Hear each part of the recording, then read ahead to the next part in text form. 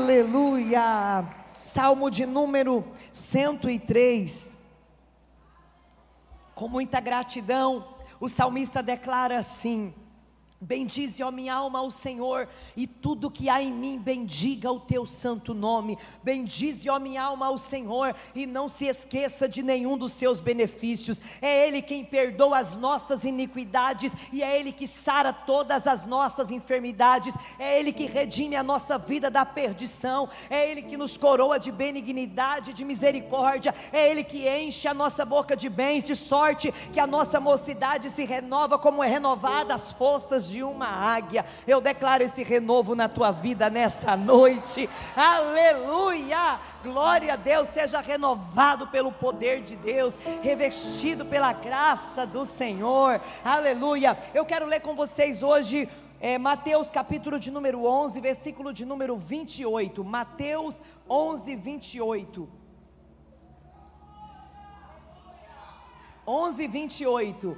Vinde a mim todos os que estáis cansados e oprimidos, e eu vos aliviarei.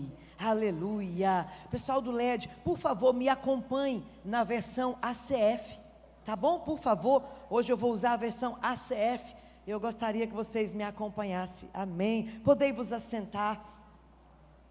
Vinde a mim todos vós que estáis cansados e oprimidos ou sobrecarregados, e eu vos aliviarei. Glória a Deus. Quem disse essas palavras foi o próprio Senhor Jesus, nos chamando para Ele. Por quê? Porque Ele tem descanso, porque Ele tem refrigério, porque Ele tem refúgio, porque Ele tem sossego para toda a alma desassossegada, para toda a alma atribulada. E eu quero falar de alma nesta noite, mas partindo do princípio em que nós somos seres tricotômicos, é que nós vamos compreender o que Deus está falando conosco aqui nesta noite. Então, entendendo que somos seres tricotômicos, já expliquei isso inúmeras vezes, não há necessidade de explicar de novo. Então, nós precisamos conhecer muito bem o nosso ser como um todo, para conseguirmos discernir as coisas que nos acontecem. Por exemplo, eu não posso procurar um psiquiatra quando eu estou passando por um problema espiritual, porque se eu estou passando por um problema espiritual, o psiquiatra não vai conseguir resolver esse problema. Por quê? Porque esse é um problema espiritual. Eu vou resolver esse problema aonde? Encontrando alguém que ora, encontrando alguém que tenha autoridade no mundo espiritual para me ajudar. Da mesma forma, eu não posso resolver um problema espiritual procurando, quem sabe, um clínico geral. Eu vou num clínico para resolver um problema da minha alma. Não tem como. Por quê? Porque problema de alma não é o clínico que resolve. Tem o especialista nessa área para poder me ajudar, para poder me auxiliar com esse problema de alma. Então nós precisamos nos conhecer muito bem para discernir em que área da vida está o problema, e discernindo em que área da vida está o problema, nós vamos procurar a ajuda, a resposta no lugar certo, com a pessoa certa. Quem está me entendendo diz glória a Deus. Porque para cada problema de uma área da minha vida há uma solução. Diga assim comigo: para o meu problema tem solução. É isso, eu só preciso procurar no lugar certo, com a pessoa certa. Eu só preciso procurar do jeito certo, fazer a pergunta certa. Quem está entendendo? Aleluia. Então, quando nós olhamos para o Salmo de número 23, que por sinal é um dos salmos mais conhecidos da Bíblia Sagrada, que todo crente tem por obrigação conhecer de cor, porque só tem 6 versos, ele é bem pequenininho e é uma oração por demais de linda, de bonita. E neste Salmo de número 23, nós vemos o salmista com a sua alma cansada, pedindo refrigério ao Senhor. Ele diz: o Senhor é meu pastor e nada me faltará, deitar-me faz em verdes pastos, guia-me mansamente a águas tranquilas, até que ele chega num ponto e diz: refrigera a minha alma. Ele faz um pedido por refrigério, porque ele sabia que só o Senhor tem poder poder para trazer alívio para a alma que está cansada. O termo refrigério vem do hebraico shuv, que significa restaurar, trazer de volta, reanimar. Então essa palavra refrigério, ela tem esse sentido de trazer uma restauração, esse sentido de reanimar quem já está morrendo, quem já está perdendo as tuas forças. E há momentos na nossa vida em que nós nos sentimos assim, sem forças, sem ânimos, sem vida, procurando ser reanimado, procurando uma ajuda, alguém que segura nas nossas mãos e nos levanta e nos coloca de pé. O salmista estava assim, a sua alma estava cansada, e o contexto sugere para nós que a alma de Davi estava em um estado de exaustão, em um estado de aflição. Talvez a tua alma esteja cansada pelas lutas que enfrentou, talvez a sua alma esteja cansada pelas perseguições que você tem suportado, talvez a sua alma esteja cansada pelas lágrimas que você tem chorado, talvez a sua alma esteja cansada pelas ingratidões sofridas, talvez a sua alma esteja cansada pelas injustiças que você vem sofrendo, que você vem suportando, talvez a sua alma esteja cansada pelas rejeições e por tantas coisas que têm entristecido o teu coração. A nossa alma se cansa por diversos motivos. Muitas dessas situações que eu acabei de citar cansam a nossa alma, traz cansaço, traz um esgotamento, faz nos sentirmos totalmente desgastados, sugados, esgotados, no limite. É isso, Deus está falando com alguém aqui. É por isso que o salmista pede refrigério, ele pede restauração de alma. Ele não fala sobre o corpo, ele não fala sobre o espírito, ele fala só sobre a sua alma. Por quê? Porque ele detectou, ele discerniu que o problema estava na alma. E o cansaço de alma, ele é terrível, porque quando a alma está cansada, o nosso corpo pode até dormir, o corpo dorme, mas o coração não tem quietude, o coração fica perturbado. A alma, quando ela está aflita, cansada, o corpo pode até dormir, mas a mente não descansa. Quem já passou por isso? Você dorme, a mente não descansa. Nayara, você apareceu, glória a Deus. A mente não descansa, por quê? Porque a alma está cansada.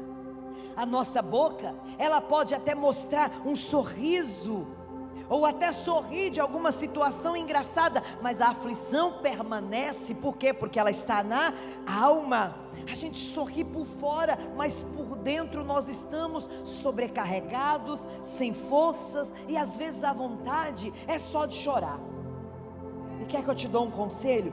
Quando sentir vontade de chorar, chora. Não fica nesse negócio de, eu vou engolir o choro. Não engole não, chora. Quando você sentir vontade de chorar, chora, porque lágrimas são palavras que não podem ser ditas, ou não podem ser compreendidas, mas elas precisam sair para fora. Então se você sentir vontade de chorar, chore, coloque para fora. Sabe por quê? Eu me lembro que há uns 20 anos atrás, eu cantava uma canção e ela era assim, ó: quem chora para Deus tem resposta, porque Deus não suporta ver a lágrima de um crente não agir. O céu se comove na hora e vem a vitória, e não há no mundo quem possa impedir. Uma lágrima para Deus é uma frase que só Deus tem o poder de interpretar. E o crente chora para Ele porque sabe que Ele é o único que pode consolar. Tá vendo que os hinos de antigamente eram bonitos também?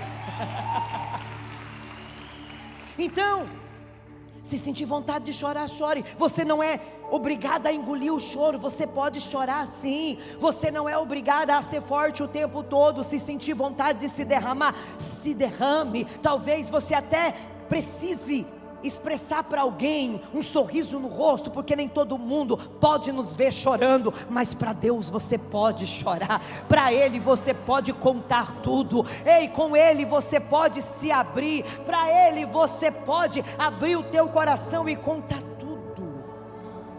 Geralmente a alma se cansa quando nós carregamos alguns pesos por muito tempo.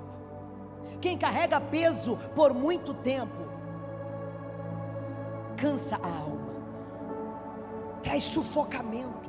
A alma se cansa e se desgasta e se esgota quando nós sofremos uma perda importante. Quem aqui já sofreu uma perda importante?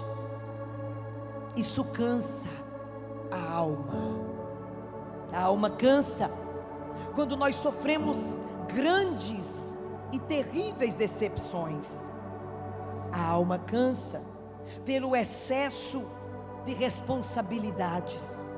Às vezes eu me deparo com muitas mães solo, e essas mães estão tão sobrecarregadas, dizendo: eu tenho que criar meus filhos sozinha, eu tenho que ser a mãe, eu tenho que ser o pai desse menino, eu tenho que ser a mãe e o pai aqui nessa casa, eu tenho que ser a provedora, eu tenho que fazer tudo. Pessoas que estão com excesso de responsabilidades e a alma está cansada.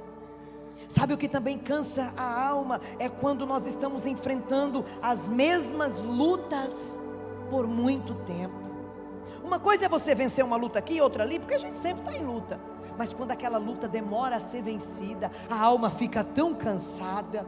A alma cansa pelo excesso das rejeições que nós sofremos. A alma cansa pelas expectativas frustradas, porque você esperou, você teve aquela expectativa, mas nada do que você esperava aconteceu. Existem muitas pessoas aqui que estão vivendo isso, que estão sofrendo isso, estão caminhando, mas não conseguem desfrutar da jornada, estão apenas vivendo por viver. Por quê? Porque o fardo da alma está pesado demais, o fardo da alma está difícil demais para carregar, a alma está ferida. Não se sinta culpada, e para você homem que está aqui, não se sinta culpado por estar se sentindo assim, tão cansado, tão esgotado. Isso não significa que você não é espiritual, isso não significa que você ficou menos crente, isso só significa que você é humano. Isso só significa que você é gente, porque os grandes homens de Deus também passaram por isso. Eles tiveram esses momentos de exaustão. Esses grandes homens de Deus que nós encontramos na Bíblia Sagrada também passaram por esse lugar de cansaço, de exaustão. Quando nós olhamos para o Salmo de número 3, nós vamos encontrar Davi totalmente cansado. Ele vai dizer, a partir do verso 1: Senhor, como se tem multiplicado os meus adversários, são muitos os que se levantam contra mim, e muitos dizem da minha alma. Olha o que eles diziam da alma dele: não há salvação para ele em Deus. Esse salmo foi escrito por Davi em um momento muito delicado da vida dele. Esse salmo foi escrito quando Davi estava fugindo do seu filho Absalão, que se levantou contra ele para lhe tomar o reino. Antes de se levantar contra Davi, olha o que Absalão fez. E isso é uma chave poderosa para você que lidera até a tua casa mesmo, entender como o inimigo age. A Bíblia diz que Absalão sentava às portas da cidade e ele ficava chamando o povo até ele e dizia para o povo: sabe aquela causa assim que meu pai não resolveu? Pois é, se eu fosse o rei no lugar dele, eu resolveria assim.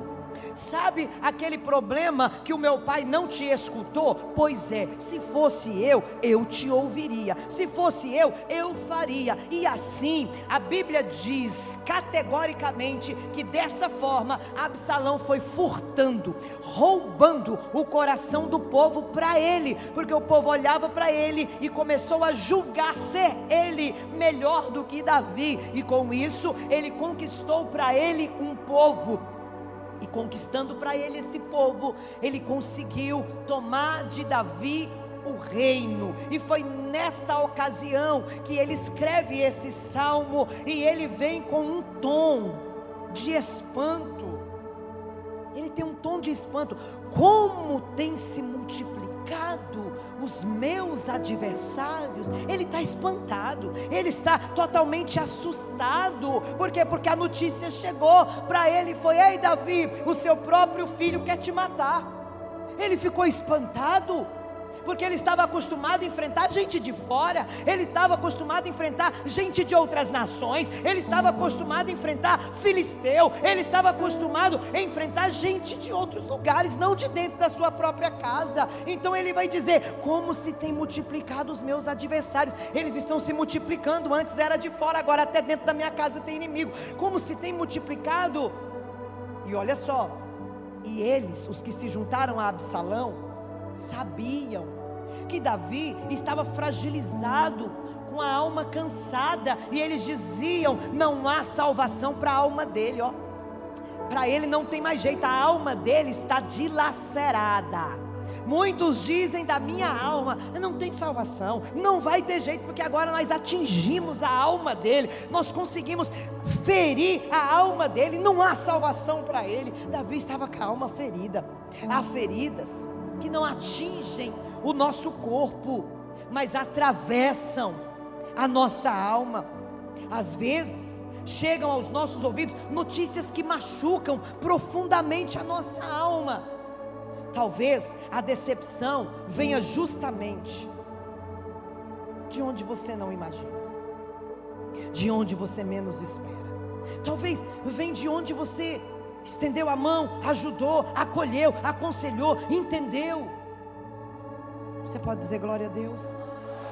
Talvez venha de alguém por quem você orou, fez campanha, jejuou, investiu tempo, investiu amor, investiu cuidado, e de repente um mensageiro chega com a notícia dolorosa. Essa pessoa está falando mal de você, essa pessoa está se levantando contra você, essa pessoa está criticando você. Muitas dessas palavras têm poder de ferir a nossa alma. Elas machucam porque elas vêm de onde não imaginávamos. A traição sempre dói, mas porque ela vem de muito perto. Gente de longe não nos trai, é de perto, e isso cansa a alma. Diga assim: isso cansa a alma. Aleluia. Aí o nosso coração começa a se perguntar: onde foi que eu errei? Por que eu recebi isso em troca? Em troca do meu amor, em troca da minha dedicação, em troca de tudo que eu fiz. Mas é exatamente nesses momentos que nós precisamos nos lembrar que o Senhor vê as feridas que estão na nossa alma. E Deus te trouxe aqui nesse culto hoje para te dizer que o Senhor está vendo cada ferida que ninguém vê. Ele está vendo as feridas da sua alma, Ele está vendo as dores do seu coração, Ele está vendo as lágrimas que você chora escondido, Ele está vendo as batalhas que você luta em silêncio, as batalhas que você luta no secreto. Ele conhece exatamente cada lágrima e sabe discernir o som de cada uma delas. E Deus te trouxe aqui hoje para curar coração que está ferido. Ele está curando corações feridos. Não permita que a amargura ocupe o lugar da graça de Deus. Entrega para Ele a sua dor e deixa Ele te curar aqui nessa noite. Ele é especialista em transformar feridas em testemunhos. Ele é especialista em curar a alma daqueles que foram machucados enquanto faziam o bem. estão falando mal de mim, estão criando narrativas com o meu nome, tudo que eu falo distorcem. Ei, não se espante, não se espante quando isso acontecer, não se surpreenda quando vierem as críticas, não se surpreenda quando vierem acusações, não se surpreenda com nada disso. Sabe por quê? Porque se você está vivendo debaixo do propósito de Deus, isso faz parte da caminhada, isso faz parte, aleluia. Na verdade, deixa eu te falar uma coisa, na verdade, espante se o inimigo não se levantar contra você.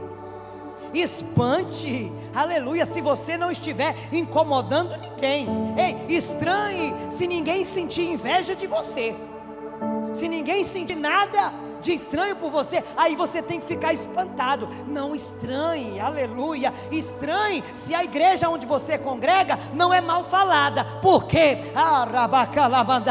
Lugar que não incomoda o diabo não vai ter nenhum tipo de levante, não vai ter nenhum tipo de oposição. Mas começa a expulsar demônio, começa a libertar os cativos, começa a curar os enfermos, começa a pregar o evangelho do reino, começa a fazer a obra, que você vai ver o diabo levantar, que você vai ver o inimigo se incomodar. Se espante com o pastor que ninguém fala mal dele, com pastora que ninguém fala mal dela. Sabe por quê? Porque se ninguém fala mal, é porque não incomoda o reino das trevas. Até de Jesus falou: por que essa pessoa é tão boa que ninguém vai falar? Ai, meu Deus do céu, Deus está falando com você aqui nesta noite. Ei, se você é vidraça, prepare para que pedras venham sobre ti. Se você é árvore que dá fruto, se prepara, vai acontecer. Mas há um Deus poderoso que te sustenta, há um Deus poderoso que te guarda, há um Deus poderoso que estende as mãos sobre ti. Quando o reino de Deus avança, o reino das trevas reage. Quem está pegando? Quando vidas começam a ser transformadas, quando famílias começam a ser restauradas, quando pessoas começam a ser libertas, o inimigo não vai ficar em silêncio. Ele vai usar alguma boca para falar alguma coisa. Vai haver crítica, vai haver perseguição, vai haver mentiras, vai haver tentativas de descredibilizar o que Deus está fazendo.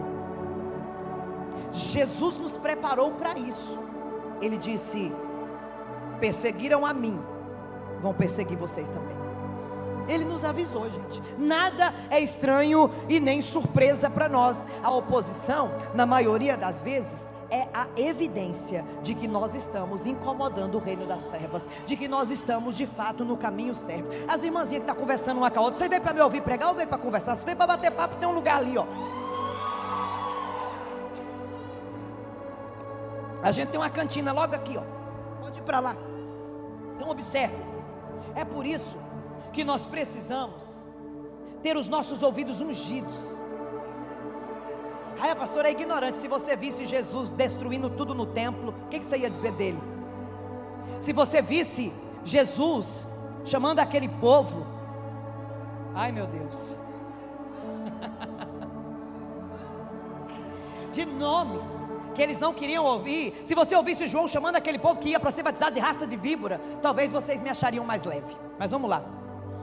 Não permita que a voz da perseguição seja mais alta do que a voz do teu chamado, do que a voz que te chamou, do que a voz daquele que te escolheu, do que a voz daquele que tem te sustentado, falado com você e dado a você direções. Não permita não. Silencie essas vozes malignas, porque quem foi chamado por Deus não pode parar por causa dos homens, não pode parar por causa das críticas. Ei, o Senhor conhece a minha e a tua vida, Ele conhece a nossa fidelidade, Ele vê o nosso coração, e no tempo certo Ele nos justificará, no tempo certo Ele nos estenderá a sua mão e mostrará, provará que Ele está conosco.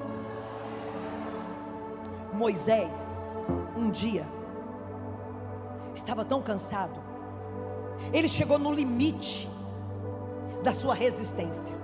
O peso de conduzir uma nação tornou-se insuportável para ele, e ele sentiu na alma, e em oração, ele ele disse o seguinte, por favor, Números 11, 14 e 15. Eu só não posso levar a todo este povo, porque muito pesado é para mim. E assim, fazes comigo, mata-me. Ele está pedindo a morte, gente. Peço-te, se tenho achado graça aos teus olhos, não me deixes ver o mal. Ele está dizendo, se o Senhor gosta de mim, esse termo, se eu tenho achado graça, ou seja, se o Senhor pode me favorecer em alguma coisa, se eu tenho achado graça, me mata, Senhor. Se o Senhor gosta de mim, me mata agora. Eu não estou querendo viver mais não. É melhor morrer do que conduzir esse povo. Olha que coisa terrível, gente. Você pensa que é só você que quer morrer quando está angustiado? Você pensa que é só você que fala, ai Deus, me leva? Não. Moisés também quis morrer.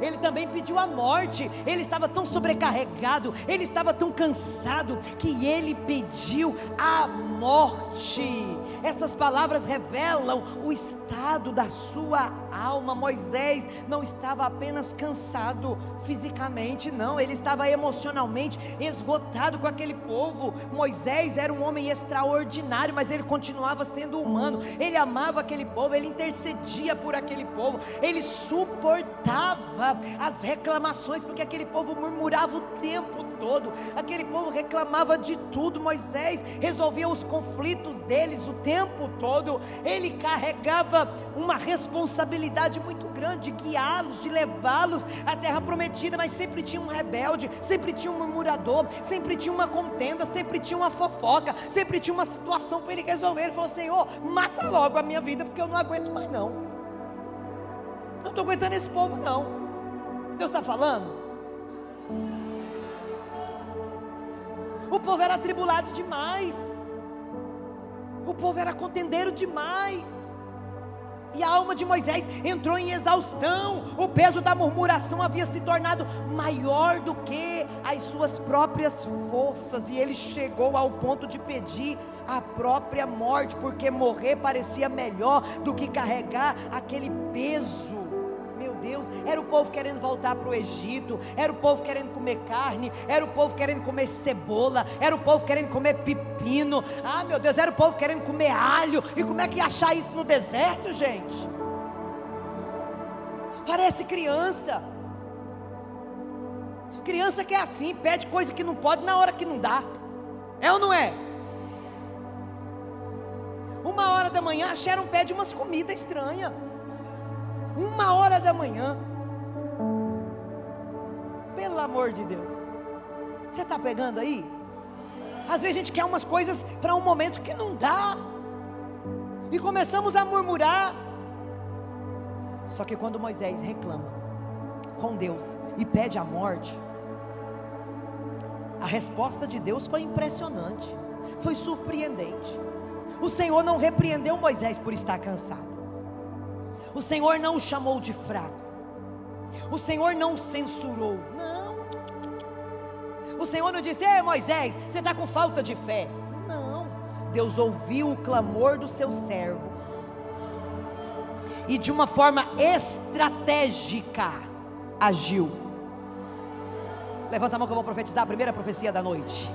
Deus tem uma estratégia para você, aleluia. Deus tem uma estratégia para tirar esse peso dos teus ombros. Deus tem uma estratégia para tirar você desse cansaço, dessa exaustão. Deus tem uma estratégia para te aliviar. Deus tem uma estratégia para te ajudar. Talvez você está aí achando que não tem jeito, pedindo até mesmo a morte, dizendo, Deus me leva, Deus me mata, Deus não aguento mais. E Ele está dizendo, acalma, eu te trouxe no Déboras hoje, porque eu tenho uma estratégia para você. Acalma teu coração, eu te trouxe aqui hoje, porque eu tenho uma estratégia. Eu vou dar um jeito, eu vou aliviar o teu fardo, porque o meu fardo é leve. Eu vou tirar esse fardo pesado. Aleluia, glória a Deus. Deus de forma estratégica agiu. Ele ordenou que Moisés reunisse 70 anciãos. Por favor, vamos ler juntos novamente Números 11:17. Então eu descerei e ali falarei contigo, e tirarei do espírito que está sobre ti e porei sobre eles, e contigo levarão a carga do povo, para que tu não leves sozinho. Olha a estratégia de Deus.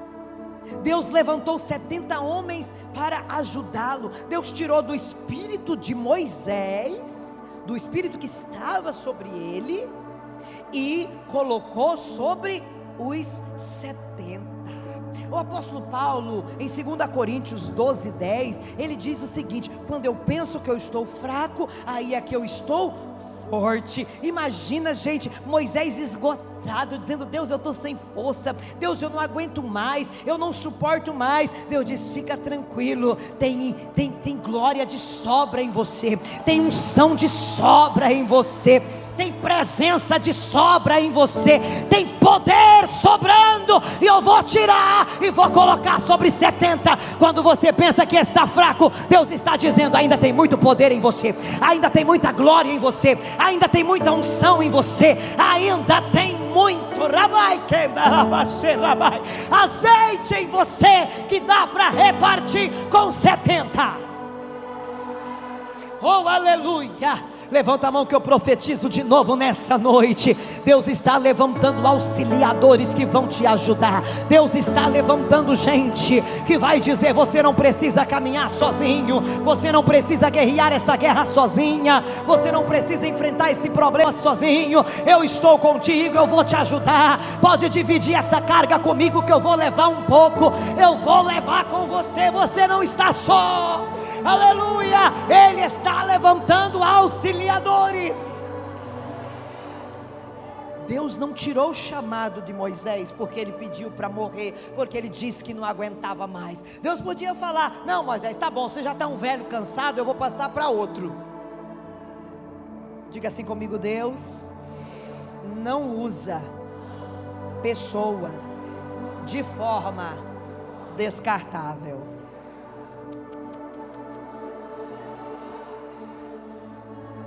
Que hoje as pessoas é assim: ah, você está me dando problema? Tchau, obrigado. Ah, você não quer não? Tchau, obrigado. Ah, você está reclamando? Tchau, obrigado. Não. Moisés, é com você que eu tenho uma obra. Vou te ajudar.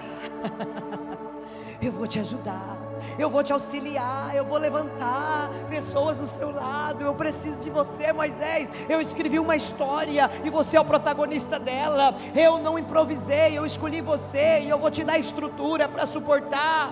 Deus está dizendo para pessoas aqui nessa noite: está pesado, tá? Deus está vendo, mas Ele já tem uma estratégia para te ajudar, Ele já preparou meios para te auxiliar. Deus nunca planejou que os seus filhos carregassem sozinhos os fardos que deveriam ser compartilhados.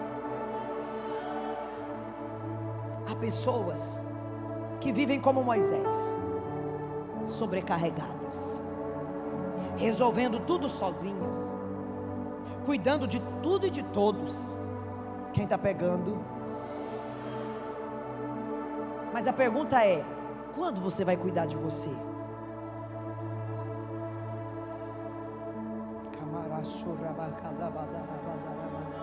Deus está falando aqui, porque até os mais fortes têm os seus limites. Até os mais fortes tem hora que chega no seu limite. O mesmo Deus que viu a exaustão de Moisés, Ele está vendo a exaustão de pessoas aqui, por isso me deu essa palavra. Ele está vendo a exaustão que ninguém vê, Ele está vendo as dores que ninguém percebe, Ele está vendo o cansaço que ninguém percebe, Ele vê as lágrimas escondidas que você chora no seu quarto e batalhas silenciosas da alma. Mas Deus não deseja apenas que você continue caminhando, mas Ele deseja que a sua alma seja saudável. Ele deseja que a sua alma caminhe com saúde, que você tenha plenitude na presença dEle. A sobrecarga nunca foi plano de Deus. O fardo de Jesus é leve, é leve. aleluia. Nós vemos também Jesus no jardim do Getsemane. Horas antes de ser preso, ele foi para o Getsemane orar. O momento era tenso, a pressão aumentava, a angústia tomava conta do coração de Jesus. Então ele se aproxima dos discípulos e confessa. Ele diz assim: a minha alma está cheia de tristeza até a morte. A minha alma está cheia de tristeza até a morte. Ele estava muito triste. Era uma noite muito triste. Aí Lucas 22:45, na versão Ara, diz que quando Jesus foi ter com os discípulos, achou-os dormindo de tristeza. Gente, analise comigo, não era dormindo de preguiça, não era dormindo porque o ambiente era propício, não, era de tristeza. Eles estavam dormindo de tristeza. Quem aqui já dormiu de tristeza? Vai, quer saber? Vai dormir. Eles estavam dormindo de tristeza. Acontece. Eles estavam dormindo de tristeza. Por quê? Porque o peso era muito grande, o peso emocional, o peso espiritual daquele ambiente era pesado, era um momento decisivo. Jesus estava ali, em um momento de decisão, onde ele orava: Pai, se possível for, passa de mim esse cálice. Era um momento decisivo, e eles estavam sem forças, eles estavam sem energia, porque eu não sei se você sabe, mas a tristeza rouba a nossa energia. Se você fica muito triste, você vai ficando sem energia, você vai ficando sem força. Ei, tristeza adoece, tristeza pode até matar. Ela tem sido responsável por 90% das depressões, e a tristeza também é responsável por 80% dos suicídios que acontecem no mundo. Então tome cuidado com a tristeza, ela pode matar. Aprenda com Jesus. Quando vier a tristeza, quando você se sentir sobrecarregado, faça como Jesus. Ainda estou na ACF, Lucas 22:44, olha o que está escrito: e posto em agonia, orava mais intensamente. Quanto mais tristeza, quanto mais agonia, quanto mais aflição, com mais intensidade ele orava. Olha que lição importante Jesus nos ensina, gente. Quanto mais agonia, mais eu oro. Quanto mais tristeza, mais eu oro. Quanto mais sofrimento, mais eu oro. Ele estava sobrecarregado, ele estava debaixo de muita pressão, mas mesmo sobrecarregado, mesmo debaixo de muita pressão, ele orava. E por falar nisso, já está saindo outro livrinho de oração, aleluia. Porque se você não tiver as suas próprias palavras para orar, eu vou te ajudar. Eu estou nesses dias escrevendo para te ajudar nos seus momentos de aflição, para você nunca deixar de falar com Deus em hora nenhuma. Então ele orava. Esse é o caminho da cura da alma, a oração. Esse é o remédio para curar qualquer dor, é ir diante do Senhor e entregar para Ele, é falar com Ele, é orar mais intensamente. Ele orou mais intensamente. Deixa eu te falar uma coisa, ore intensamente. Se você terminou um propósito aqui, começa outro. Se você terminou uma campanha, então dá início a outra. Ore intensamente. Você sabe que você não pode baixar a guarda. Você sabe que você está vivendo tempos de guerra. Você sabe que você está vivendo tempos difíceis. Não baixe a guarda. Continue orando ainda mais intensamente. Aleluia. Deus está aqui. E para encerrarmos, Elias também experimentou esse esgotamento na alma. Ele também suportou esse esgotamento, depois de uma grande batalha contra a idolatria de uma nação, que foi induzida, seduzida a adorar Baal. Depois que ele enfrentou no Monte Carmelo os 850 profetas de Baal e Azera, que profetizava para Jezabel, ele foi ameaçado de morte. E quando ele foi ameaçado de morte, ele fugiu para o deserto. Correu, foi para o deserto, assentou-se debaixo de um zimbro e fez a seguinte oração. 1 Reis 19:4. Ele, porém, foi ao deserto, caminho de um dia, e foi sentar-se debaixo de um zimbro, e pediu para si a morte, e disse: já basta, ó Senhor, toma agora a minha vida, eu não sou melhor do que os meus pais. Você está vendo outra pessoa pedindo a morte? Ele está pedindo a morte. Ele se sentiu tão esgotado, depois de ter vencido uma batalha. Continue vigilante, porque existem batalhas que nos ferem muito, existem batalhas que trazem um esgotamento terrível.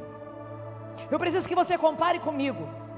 No capítulo 18, Elias está no monte. No capítulo 19, Elias está no deserto. No capítulo 18, Elias está diante de uma grande multidão. No capítulo 19, Elias está sozinho. No capítulo 18, ele está valente, enfrentando os profetas de Baal e Azera. No capítulo 19, ele está pedindo a morte, se sentindo fraco. No capítulo 18, ele está orando e fogo está descendo do céu. No capítulo 19, a alma dele está cansada e sobrecarregada. No capítulo 18, ele está diante dos 850 profetas com espada no pescoço deles. No capítulo 19, ele está fugindo de uma mulher. No capítulo 18, ele corre mais do que os cavalos de Acabe.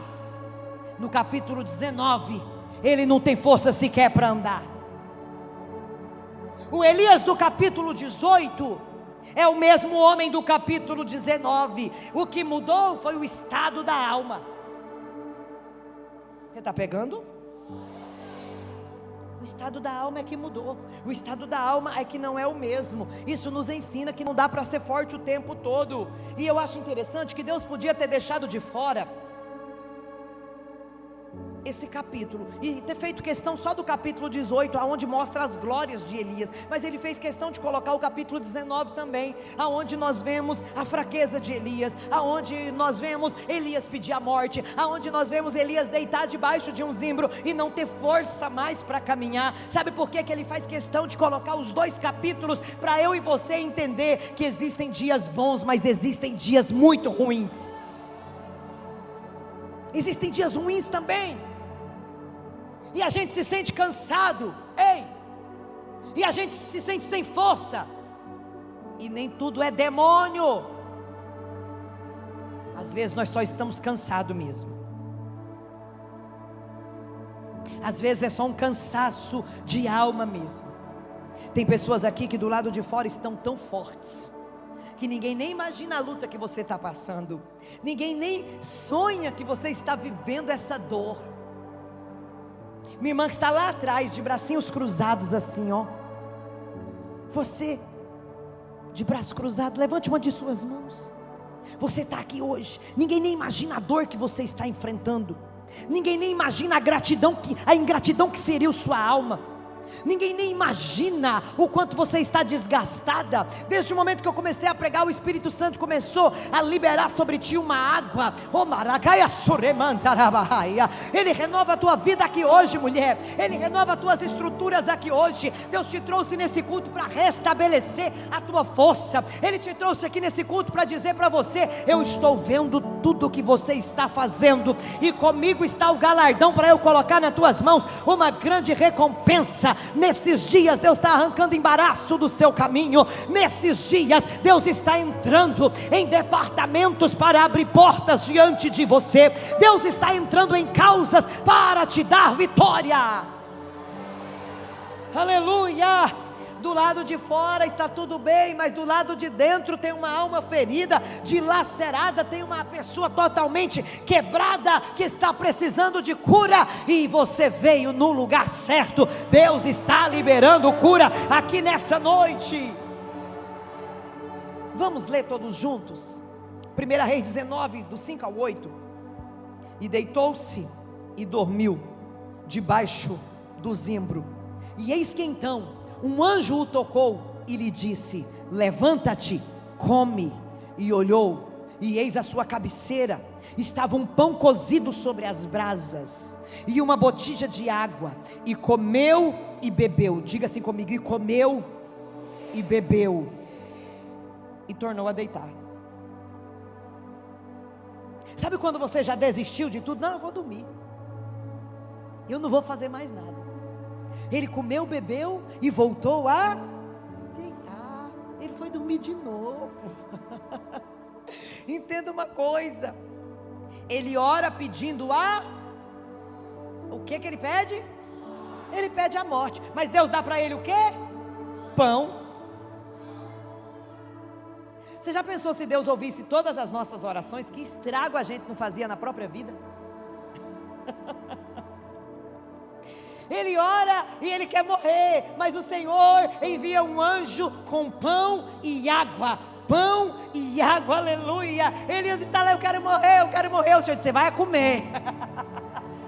Você vai a se fortalecer, você vai a comer pão, você vai a tomar água, porque você não pode morrer agora, ainda tem muita obra para você fazer. Vá comer pão, aleluia.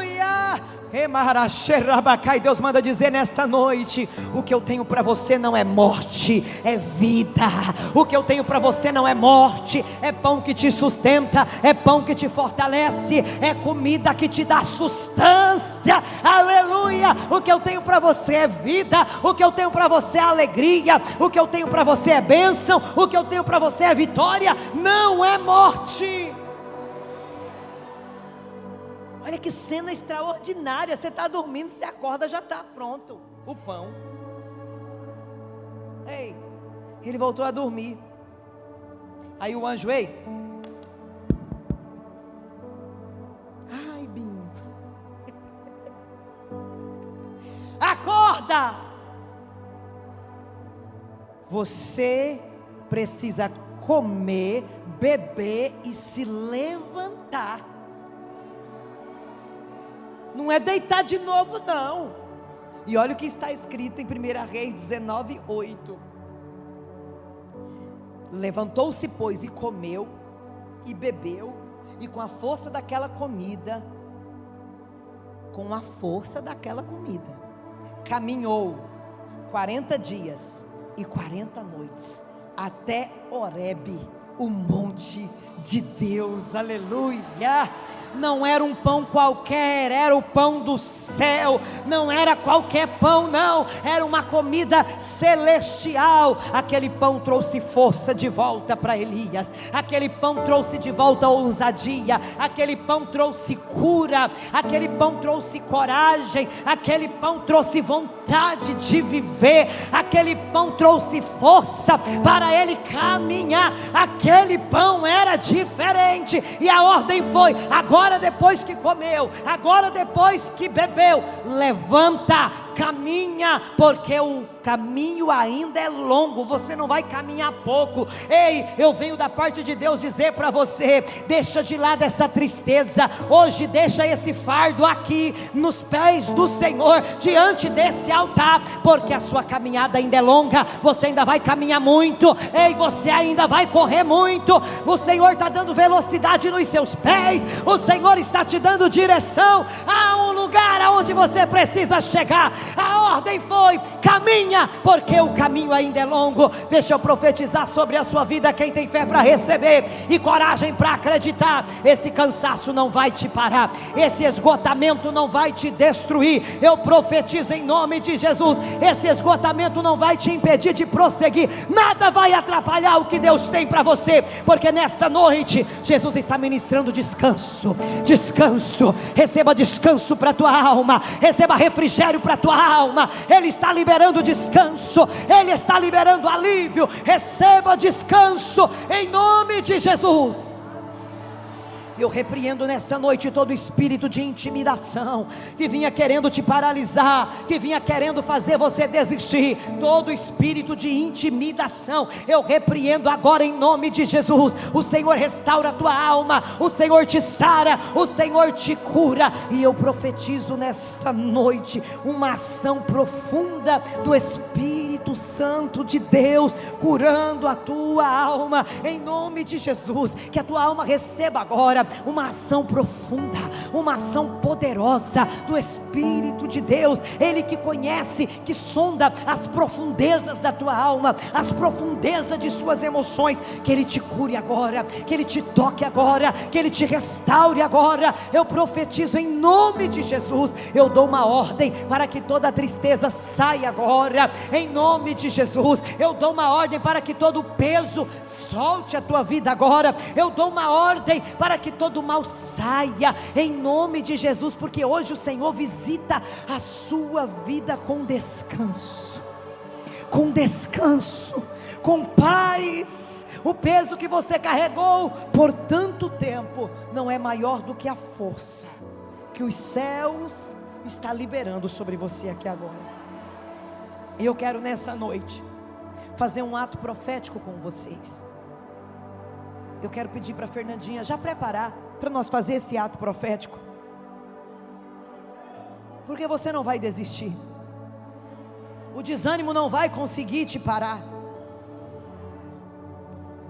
o desânimo não terá a última palavra sobre a sua vida, o desânimo não vai governar as suas decisões. Já percebeu que quando nós estamos cansados, desanimados, sobrecarregados, nós não temos clareza nas nossas decisões? A gente decide pelo cansaço, a gente decide pela exaustão. Eu profetizo, você não vai tomar decisões pela exaustão, pelo cansaço. Tem gente aqui que desistiu de tantas coisas, quando você já estava com a mão na conquista. Você desistiu, você desanimou, falou: não quero saber não, já estou cansada. Ei, o Senhor está renovando a tua força aqui hoje. Toda sobrecarga emocional vai cair por terra aqui em nome de Jesus. Deus está te dando forças para caminhar, Deus está te dando forças para prosseguir. Deus ainda não terminou contigo. Ele manda eu dizer para você nessa noite: eu ainda não terminei contigo. Você acha que Deus terminou, mas Deus ainda diz que tem um caminho muito longo para você caminhar.